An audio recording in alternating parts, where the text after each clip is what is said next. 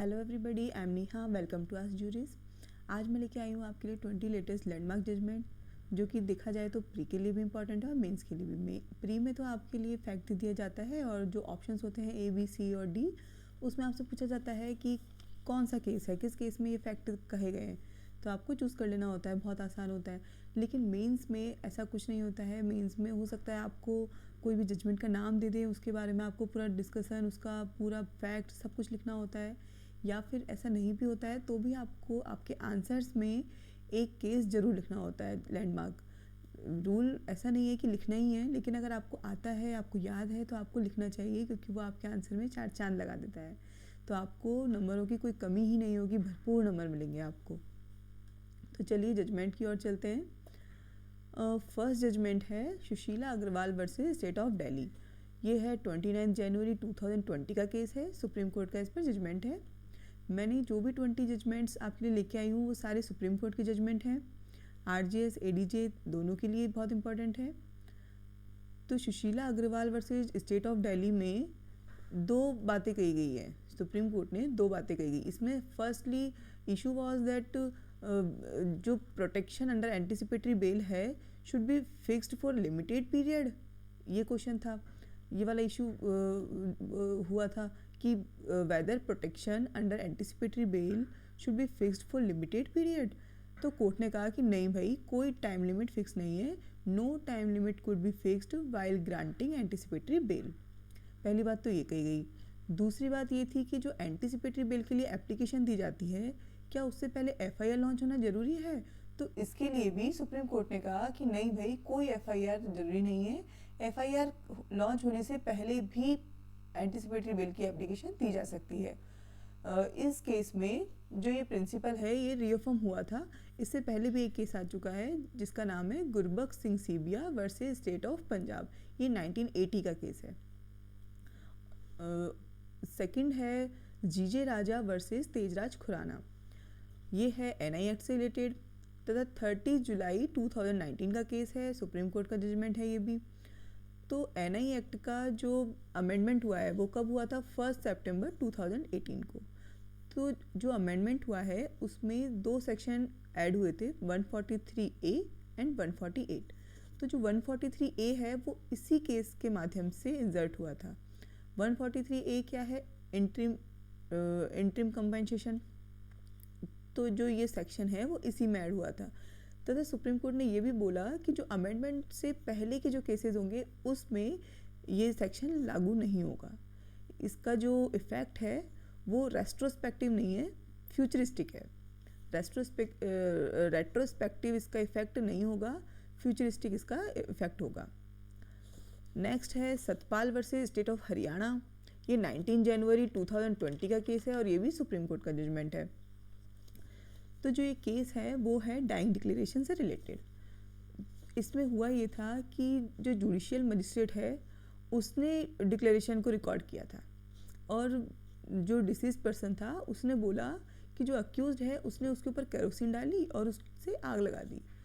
तो अक्यूज्ड ने बोला कि ये जो डिक्लेरेशन दी गई है, जो रिकॉर्ड की गई है जुडिशियल मजिस्ट्रेट के द्वारा, वो अपने रिलेटिव्स के साथ में, उसके जो रिलेटिव्स थे डिसीज्ड पर्सन के, उनके समक्ष की गई है। तो कोर्ट ने बोला कि सिर्फ रिलेटिव के होने से आप डिक्लेरेशन को डिस्कार्ड नहीं कर सकते। तो उसका ऑर्डर था, सुप्रीम कोर्ट ने ऑर्डर दिया कि dying declaration can not be discarded just because कोई रिलेटिव प्रेजेंट था वहाँ पर। ठीक है। और ये भी बोला कि यदि रिलायबल इसका जजमेंट, रिलायबल स्टेटमेंट है और कोई संदेह नहीं है, कोई डाउट नहीं है, तो इसके आधार पर अक्यूज्ड को कन्विक्ट किया जा सकता है। नेक्स्ट केस है state of Maharashtra versus Nisar Ramzan Syed. 7 अप्रैल 2017 का केस है। ये भी सुप्रीम कोर्ट का जजमेंट है। इसमें भी डाइंग डिक्लेरेशन से रिलेटेड बात कही गई है। ये भी डाइंग डिक्लेरेशन से रिलेटेड है। तो इसमें भी कोर्ट ने बोला कि यदि विश्वसनीय और युक्तियुक्त संदेह से परे साक्ष्य है, युक्तियुक्त संदेह से परे उसका कथन है जो डिसीज्ड पर्सन है, तो उसका जो स्टेटमेंट है वो डिस्कार्ड नहीं किया जा सकता। उसके आधार पर अक्यूज को कन्विक्ट किया जा सकता है, क्योंकि सुप्रीम कोर्ट का ये कहना है कि जो मरने वाला व्यक्ति होता है वो झूठ लेकर साथ नहीं जाता। मृत्यु शैया पर हर व्यक्ति सच ही बोलता है। क्या करेगा वो झूठ वही साथ ले जाकर?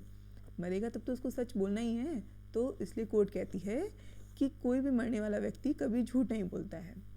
अच्छा, डाइंग डिक्लेरेशन से रिलेटेड 3 और इम्पोर्टेंट केसेस हैं, वो मैं आपको बता देती हूँ, प्लीज़ नोट डाउन कर लीजिएगा।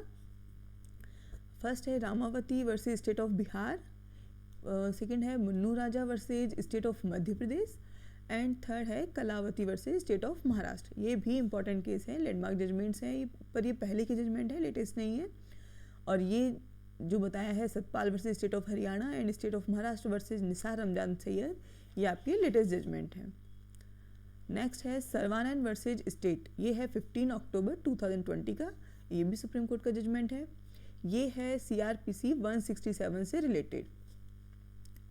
तो इसमें कोर्ट ने बोला कि जो आपको 167(2) में जो टाइम प्रोवाइड करा रखा है 90 डेज़ एंड 60 डेज़, तो जो मैक्सिमम टाइम है 90 डेज़, उसके अंदर भी यदि कोई इन्वेस्टिगेशन पूरा नहीं होता है या फिर जो चार्जशीट पेश करने में पुलिस असफल रहती है, यदि कोई इन्वेस्टिगेशन ना हो और चार्जशीट भी पुलिस कोई पेश ना करे, तो अक्यूज के पास एक राइट है। वो कौन सा राइट है? डिफ़ॉल्ट बेल का। वो डिफ़ॉल्ट बेल पर जा सकता है, मजिस्ट्रेट उसे रोकेगा नहीं, उसका डिफ़ॉल्ट बेल का अक्यूज का राइट है। और ना ही मजिस्ट्रेट उसको बोलेगा कि आप बेल ले रहे हो तो कोई रकम जमा कराओ, कोई रकम जमा कराने के लिए भी नहीं बोलेगा। अगर लेकिन 90 डेज़ के अंदर चार्जशीट पेश कर दी जाती है तो अक्यूज का डिफ़ॉल्ट बेल का राइट नहीं होता है। लेकिन 90 डेज़ के अंदर ना इन्वेस्टिगेशन हो रहा है पूरा, ना चार्जशीट पेश करी है, तो अक्यूज को डिफ़ॉल्ट बेल का पूरा राइट है। अच्छा, नेक्स्ट चलते हैं। सैयद अयाज अली वर्सेस प्रकाश जी गोयल, 20 जुलाई 2021 का केस है, ये भी सुप्रीम कोर्ट का जजमेंट है। ये है आपके CPC से रिलेटेड, सिविल प्रक्रिया संहिता, सिविल प्रोसीजर कोड, इससे रिलेटेड है। ऑर्डर 7 रूल 11 से रिलेटेड है, और जो ऑर्डर 7 रूल 11 का जो D क्लॉज है उससे रिलेटेड है। तो जो D क्लॉज है ऑर्डर 7 रूल 11 क्या है वो तो आपको पता ही होगा, रिजेक्शन ऑफ प्लेंट, यस। तो जो उसका D क्लॉज है वो है plaint to be barred by any law, यदि विधि द्वारा कोई वर्जित है आपका जो प्लेंट है तो उसको खारिज कर दिया जाएगा। यही कहा गया है ऑर्डर 7 रूल 11 की D क्लॉज में। तो सुप्रीम कोर्ट ने कहा कि यदि सिविल जज द्वारा यदि इसको ऑर्डर 7 रूल 11 की D क्लॉज में प्लेंट को रिजेक्ट कर दिया गया है तो मजिस्ट्रेट इसमें अमेंडमेंट नहीं कर सकता है, मजिस्ट्रेट वाद पत्र में बाद में संशोधन नहीं कर सकता है, ये कहा गया है। बहुत इंपॉर्टेंट केस है, प्लीज़ आप इनको अच्छे से याद करके जाइएगा। नेक्स्ट है M Ravindran versus the intelligent officer, 26 अक्टूबर 2020 का केस है, सुप्रीम कोर्ट का जजमेंट है। ये भी डिफ़ॉल्ट बेल से रिलेटेड है। जो सर्वानंद वर्सेस स्टेट था वो भी डिफ़ॉल्ट बेल से रिलेटेड था, लेकिन वो था आपके CRPC से रिलेटेड, CRPC 167(2) से रिलेटेड, क्रिमिनल प्रोसीजर कोड 167(2) से रिलेटेड। और जो M Ravindran versus intelligence officer का केस है वो है NDPS से रिलेटेड, उसमें भी सेम कहा गया है। आपके CRPC में जो मैक्सिमम पीरियड बताया गया है वो 90 डेज़ बताया गया है, और NDPS में बताया गया है 180 डेज़। तो 180 डेज़ के अंदर यदि पुलिस चार्जशीट पेश नहीं करती है, इन्वेस्टिगेशन पूरा नहीं करती है, तो अक्यूज के पास डिफ़ॉल्ट बेल का राइट है, मजिस्ट्रेट उसे मना नहीं कर सकता। लेकिन यदि डिफ़ॉल्ट बेल पेश करने में अक्यूज भूल कर देता है, वो डिफ़ॉल्ट बेल पेश नहीं करता है, तो उसका राइट समाप्त हो जाता है। और यदि चार्जशीट पेश हो जाती है 180 डेज़ के अंदर तो भी उसका राइट ख़त्म हो जाता है। लेकिन यदि 180 डेज़ के बाद चार्जशीट पेश हो रही है तो उसका अधिकार ख़त्म नहीं होगा। 180 डेज़ के बाद यदि वो डिफ़ॉल्ट बेल के लिए एप्लीकेशन दे दे और फिर वो पुलिस भी चार्जशीट पेश कर दे, तो ऐसा नहीं है कि चार्जशीट पेश हो गई तो डिफ़ॉल्ट बेल का राइट उसका ख़त्म हो गया, उसका डिफ़ॉल्ट बेल का राइट ख़त्म नहीं होगा 180 डेज़ के बाद। इस बात को अच्छे से ध्यान रखिएगा, 180 डेज़ के बाद यदि चार्जशीट पेश होती है और उसने डिफ़ॉल्ट बेल की एप्लीकेशन दे दी है तो उसको डिफ़ॉल्ट बेल का राइट होता है, डिफ़ॉल्ट बेल के लिए उसको मना नहीं किया जाएगा। लेकिन यदि 180 डेज़ के अंदर चार्जशीट पेश हो जाती है तो उसका डिफ़ॉल्ट बेल का राइट नहीं होगा। चलिए नेक्स्ट है परमवीर सिंह सैनी वर्सेस बलजीत सिंह। ये है 19 जनवरी 2021 का सुप्रीम कोर्ट का जजमेंट है।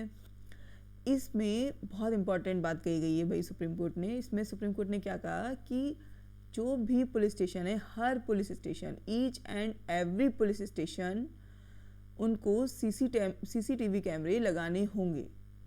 ठीक है, सुप्रीम कोर्ट ने क्या ऑर्डर दिया, और सुप्रीम कोर्ट ने सभी स्टेट्स एंड यूनियन टेरिटरीज को ऑर्डर दिया था ये, that CCTV cameras are installed in each and every police station.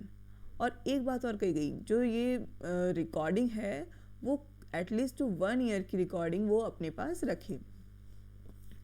अच्छा, सीसीटीवी रिलेटेड से रिलेटेड आपके 2 केस और हैं। पहले एक केस आया था डीके बसु वर्सेस पश्चिम बंगाल, ये है 2015 का केस है। इसमें भी यही कहा गया था कि जो जेल हैं उन ऐसी जगहों पर सीसीटीवी कैमरेज होने चाहिए ताकि अंदर की चीज़ें हमें पता चलती रहे।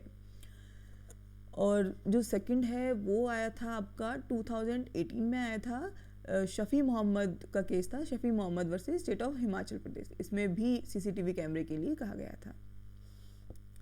अच्छा, नेक्स्ट है Lakhvir Singh versus the state of Punjab. ये है 19 जनवरी 2021 का केस। ये भी सुप्रीम कोर्ट का जजमेंट है। तो इसमें ये कहा गया था कि भाई जो मिनिमम सेंटेंस होते हैं आईपीसी के अंदर, उसमें भी प्रोबेशन का लाभ अक्यूज को दिया जाना चाहिए।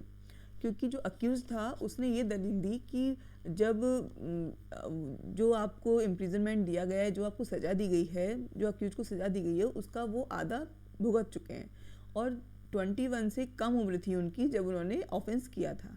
तो सुप्रीम कोर्ट ने इस चीज़ को मान लिया और सुप्रीम कोर्ट ने कहा कि ठीक है, और जो मिनिमम सेंटेंसेस दिए जा रहे हैं इनको, उसमें भी प्रोबेशन का लाभ दिया जा सकता है। आईपीसी के अंदर जो मिनिमम सेंटेंस हैं उनमें भी प्रोबेशन का लाभ अक्यूज को दिया जा सकता है। नेक्स्ट है Kamlesh Chaudhary versus state of Rajasthan. ये है 10 फरवरी 2020 का केस। ये भी सुप्रीम कोर्ट का जजमेंट है। तो इसमें ये भी डिफ़ॉल्ट बेल से रिलेटेड है। डिफ़ॉल्ट बेल से रिलेटेड आपको पहले भी 2 केस में बता चुकी हूँ और ये 3rd केस है डिफ़ॉल्ट बेल से रिलेटेड। ये है Kamlesh Chaudhary versus state of Rajasthan. तो इसमें कोर्ट ने बोला कि 90 और 16 डेज में चार्जशीट पेश नहीं होने के कारण डिफ़ॉल्ट बेल अक्यूज यदि पेश करता है और उसके बाद चार्जशीट पेश होती है तो मजिस्ट्रेट को डिफ़ॉल्ट बेल कैंसिल करने का राइट नहीं है। वही सेम बात है जो उन केसों में कही गई थी। सर्वानंद वाला जो केस था उसमें 167(2) से रिलेटेड था ना, सर्वानंद वाला केस, तो उसमें सेम बात कही गई थी। वही same Kamlesh Chaudhary versus state of Rajasthan के केस में कही गई है। नेक्स्ट है Gautam Navlakha versus national investigation agency. ये है 12 मई 2021 का केस। ये बहुत इंपॉर्टेंट केस है। इसमें बहुत इंटरेस्टिंग बात भी कही गई है। जो कस्टडी होती है हमारी, वो 2 टाइप ऑफ कस्टडी होती है, police custody and judicial custody. तो इसमें कुछ तीसरी ही कस्टडी के बारे में बताया। इसमें सुप्रीम कोर्ट ने बोला कि आप हाउस अरेस्ट भी कर सकते हैं। तो हाउस अरेस्ट क्या होता है? एक तरह से होम डिटेंशन, घर में ही रहना। तो सुप्रीम कोर्ट ने कहा कि भाई जेलों में बहुत भीड़ है और गवर्नमेंट के पास फंड की भी कमी है, तो क्यों ना हाउस अरेस्ट का प्रोविज़न दिया जाए। हाउस अरेस्ट में एक गार्ड आपके घर के बाहर बिठा दिया जाएगा, वो पूरी निगरानी रखेगा आपके ऊपर और आपको घर के अंदर डिटेन रहना पड़ेगा। ये एक तरह से होम डिटेंशन है। लेकिन मजिस्ट्रेट जब ये वाला ऑर्डर पास कर रहा है तो उसको अक्यूज्ड की एज, उसकी हेल्थ और जो भी सर्कमस्टेंसेज हैं जबकि उसने ऑफेंस किया था उनको भी ध्यान में रखना होगा। नेक्स्ट है Satvir Singh versus the state of Haryana. 28 मई 2021 का केस है। सुप्रीम कोर्ट का जजमेंट है। इसमें भी ये है आईपीसी के 304 बी से रिलेटेड। 304 बी में क्या है? Dowry death. डॉरी डेथ से रिलेटेड है। इसमें इसके एसेंशियल एलिमेंट्स बताए गए हैं कि एसेंशियल एलिमेंट कौन कौन से हैं। तो जो एसेंशियल एलिमेंट हैं इसके अकॉर्डिंग वो हैं 5 एलिमेंट्स बताए गए हैं। फर्स्ट है जो क्रूएल्टी होती है वो या तो हस्बैंड के द्वारा या फिर हस्बैंड के रिलेटिव के द्वारा की गई हो, और जो क्रुएल्टी है वो मैरिज से 7 ईयर के अंदर की गई हो, डॉरी की डिमांड की गई हो, अननेचुरल डेथ हो, और जो क्रुएल्टी होती है वो सून बिफोर हर डेथ होनी चाहिए, ठीक है, तत्काल पूर्व उसकी मृत्यु होनी चाहिए। ये एलिमेंट्स इसमें बताए गए हैं। और इसमें एक चीज़ और कही गई है, जो CRPC जो क्रिमिनल प्रोसीजर कोड है उसका जो 313 है, उसमें क्या है, 313 में अक्यूज्ड के बयान होते हैं। तो जो अक्यूज्ड के बयान हैं वो बहुत ही सावधानी पूर्वक लेने चाहिए, बहुत ही सतर्कता से लेने चाहिए, क्योंकि जो भी उसके एविडेंस हैं अभियुक्त के विरुद्ध, अक्यूज्ड के विरुद्ध जो भी एविडेंस है उनके स्पष्टीकरण भी लेने चाहिए, ठीक है। नेक्स्ट है तूफान Singh versus the state of Tamil Nadu, 29 अक्टूबर 2020। ये आपका NDPS से रिलेटेड है। RGS में NDPS नहीं है आपके सिलेबस में, लेकिन ADJ के सिलेबस में है। तो जो भी स्टूडेंट ADJ की तैयारी कर रहे हैं उनके लिए तो काम आएंगे और आपके लिए भी काम आएंगे। तो तूफान Singh versus the state of Tamil Nadu के केस में सुप्रीम कोर्ट ने बोला कि जो NDPS केस में जो भी पुलिस ऑफिसर है जो इन्वेस्टिगेशन करता है, वो भी जो एविडेंस एक्ट का 25 सेक्शन है उसमें पुलिस ऑफिसर माना जाएगा। तो 25 में यही है कि जो पुलिस ऑफिसर है यदि उसके सामने कोई अक्यूज्ड कन्फेशन करता है तो वो आपका ग्राह्य नहीं होता है, यही है। तो इसमें यही कहा गया कि जो NDPS केस में जो पुलिस ऑफिसर है जो इन्वेस्टिगेशन करता है वो भी एविडेंस के आपके इंडियन एविडेंस एक्ट के 25 सेक्शन में पुलिस ऑफिसर माना जाएगा। अगर NDPS केस के पुलिस ऑफिसर के सामने भी कोई अक्यूज्ड कन्फेशन करता है तो वो एक्यूटेबल नहीं होगा, वो ग्राह्य नहीं होगा। अच्छा, ये 3 जजेस की बेंच ने ये डिसीजन दिया था, लेकिन जो 3 जजेस की बेंच थी उसमें से 2 जो जज थे वो इस पर सहमत नहीं थे, और जो एक जज था उसने कहा कि यस, NDPS केस में जो पुलिस ऑफिसर है जो इन्वेस्टिगेशन करता है वो एविडेंस एक्ट के 25 में पुलिस ऑफिसर माना जाएगा। नेक्स्ट है Asian resurfacing of road agency versus CBI। ये 2020 का केस है, सुप्रीम कोर्ट का ही जजमेंट है। इसमें सुप्रीम कोर्ट ने बोला कि जो कोई भी केस हो, चाहे सिविल केस हो चाहे क्रिमिनल केस हो, यदि उसमें कोर्ट केस लगता है तो कोर्ट स्टे लगता है तो वो सिर्फ 6 मंथ के लिए ही लगेगा। उसके बाद जो स्टे है वो ऑटोमेटिकली ख़त्म हो जाएगा यदि कोई अच्छा रीज़न ना हो। क्या बोला सुप्रीम कोर्ट ने, whenever stay has been granted by any court including the high court automatically expires within a period of 6 months। 6 महीने के बाद वो स्टे ऑटोमेटिकली ख़त्म हो जाएगा, चाहे कोई भी केस हो, सिविल हो, क्रिमिनल हो, और कोई भी कोर्ट हो। इसमें हाई कोर्ट भी इंक्लूड है। अगर कोर्ट स्टे लगता है तो मैक्सिमम 6 मंथ के लिए होगा, जब तक कि गुड ग्राउंड ना हो, अच्छा रीज़न ना हो, सिर्फ 6 मंथ के लिए होगा। उसके बाद ऑटोमेटिकली स्टे ख़त्म हो जाएगा। नेक्स्ट है विनीता शर्मा वर्सेस राकेश शर्मा, 11 अगस्त 2020 का केस है। ये भी सुप्रीम कोर्ट का जजमेंट है। इस केस में बहुत इंटरेस्टिंग बात कही गई है, स्पेशली गर्ल्स के लिए। तो इसमें कहा गया भाई कि बेटा हो चाहे बेटी हो, जो फादर की प्रॉपर्टी है उस पर दोनों का इक्वल राइट है। ऐसा नहीं कि बेटे का ज़्यादा है या बेटी का ज़्यादा है, दोनों का इक्वल राइट है।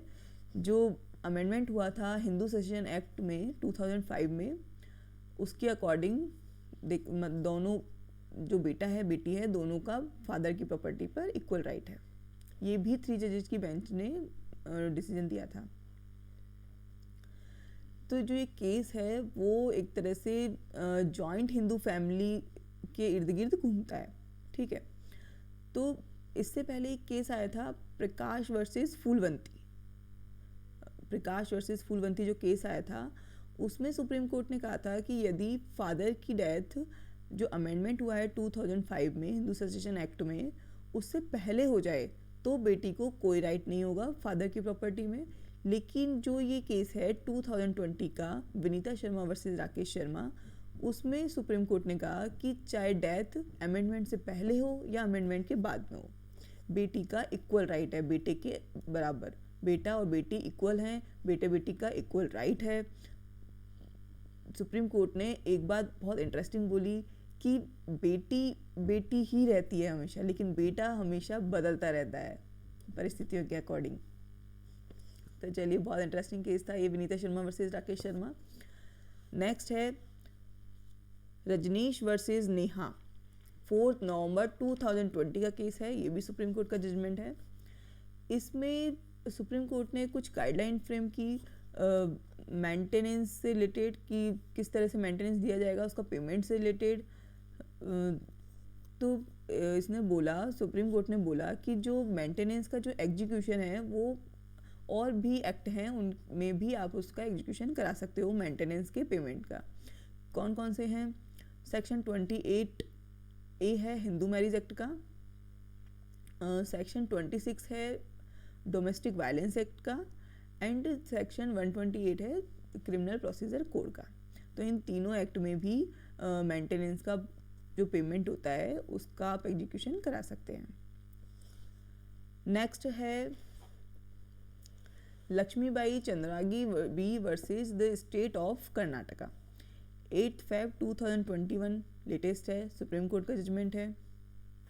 तो इसमें सुप्रीम कोर्ट ने बोला कि लड़का हो चाहे लड़की हो, उनको अपना लाइफ पार्टनर चूज करने का पूरा राइट है। Right to choose a life partner is a fundamental right under article 21। Supreme court ने कहा कि जो लाइफ पार्टनर चूज करने का जो राइट है वो आपका फंडामेंटल राइट है। आर्टिकल 21 के अंदर, इंडियन कॉन्स्टिट्यूशन के आर्टिकल 21 में जो राइट्स हैं उसी में आपका ये लाइफ पार्टनर चूज करने का राइट इंक्लूड है। फैमिली की कंसेंट की कोई नीड नहीं है। यदि लड़का लड़की राजी तो क्या करेगा काजी। Consent of family not needed once two adult decided to marry. जब दो लोगों ने शादी के लिए डिसाइड कर लिया है कि हम दोनों शादी करेंगे, तो उसमें फैमिली की कंसेंट की कोई नीड नहीं है। ये उनका फंडामेंटल राइट है लाइफ पार्टनर चूज करने का। वो किसी को भी लाइफ पार्टनर चूज करे, वो उनका फंडामेंटल राइट है। नेक्स्ट है Devilal versus the state of Madhya Pradesh, 25 Feb 2021 supreme court का जजमेंट है। ये है आपका जुवेनाइल जस्टिस एक्ट से रिलेटेड। इसमें कहा गया कि जुवेनाइल ऑफेंडर जो होता है वो 18 ईयर से कम और 16 ईयर से ऊपर जो होता है वो रिमिटेड होगा जुवेनाइल जस्टिस बोर्ड के जुरिस्डिक्शन में। जो 16 to 18 वाले जो जुवेनाइल ऑफेंडर होते हैं वो जुवेनाइल जस्टिस बोर्ड के जुरिस्डिक्शन में रिमिटेड होंगे। नेक्स्ट है अभिलाषा वर्सेस प्रकाश, ये है 15 सितंबर 2020 का केस। ये आपका हिंदू लॉ से रिलेटेड है। Hindu adoption and maintenance act 1956 से रिलेटेड है। हिंदू लॉ भी आरजीएस के सिलेबस में नहीं है लेकिन एडीजे के सिलेबस में है। तो इसमें क्या हुआ, इसमें सुप्रीम कोर्ट ने बोला कि जो अनमैरिड जो डॉटर है, अनमैरिड हिंदू जो डॉटर है, वो क्लेम कर सकती है मेंटेनेंस के लिए उसके फादर से जब तक कि उसकी शादी नहीं होती है। Unmarried Hindu daughter can claim maintenance from her father till she is married. जब तक उसकी शादी नहीं होती है वो मेंटेनेंस के लिए अपने फादर से क्लेम कर सकती है। Hindu adoption and maintenance act 1956 का जो सेक्शन 20 है उससे रिलेटेड ये केस है, Devilal versus the state of Madhya Pradesh. और इसमें सिर्फ यही बात कही गई, सुप्रीम कोर्ट ने यही बोला गया कि जो अनमैरिड डॉटर है, Hindu daughter, unmarried Hindu daughter can claim maintenance from her father till she is married. Next है Anuradha Bhasin versus union of India, 2020 का केस है। ये भी सुप्रीम कोर्ट का जजमेंट है। इसमें भी बहुत इंटरेस्टिंग बात कही गई है, वही आर्टिकल्स फंडामेंटल राइट से रिलेटेड है। इसमें सुप्रीम कोर्ट ने बोला कि एक्सेस टू इंटरनेट तक जो पहुंच है वो आपका फंडामेंटल राइट है। Access to internet as a fundamental right. Supreme court ने ऑर्डर दिया कि supreme court ordered that the freedom of speech and expression through the internet is a fundamental right under article 19(1)(g of Indian constitution. ठीक है, इसमें supreme court ने बोला कि आपको फ्रीडम है स्पीच और एक्सप्रेशन की इंटरनेट के थ्रू। ये आपका फंडामेंटल राइट है कि आप इंटरनेट के थ्रू कोई भी स्पीच या एक्सप्रेशन दें। ये आपका फंडामेंटल राइट है अंडर आर्टिकल 19(1)(g के। तो ये थे आपके 20 लेटेस्ट लैंडमार्क जजमेंट्स। आगे भी मैं आपको और जजमेंट लेके आऊँगी। और मैंने आपको एक बात बोली थी कि मेंस के लिए ये जजमेंट बहुत इंपॉर्टेंट होते हैं। मेंस में आपके आंसर्स में आप एक या दो जो भी आपको लेटेस्ट जजमेंट याद आए वो ज़रूर लिखना। गाइस, मेरा दावा है आपको आंसर्स में जो मार्किंग होगी वो बहुत ही ज़ोरदार होगी। मार्क्स आपको भरपूर मिलेंगी, मार्क्स की कोई कमी नहीं आएगी अगर आप लेटेस्ट लैंडमार्क जजमेंट लिखेंगे। तो ये वीडियो बस यहीं तक थी। थैंक यू, बाय, मिलते हैं नेक्स्ट वीडियो में।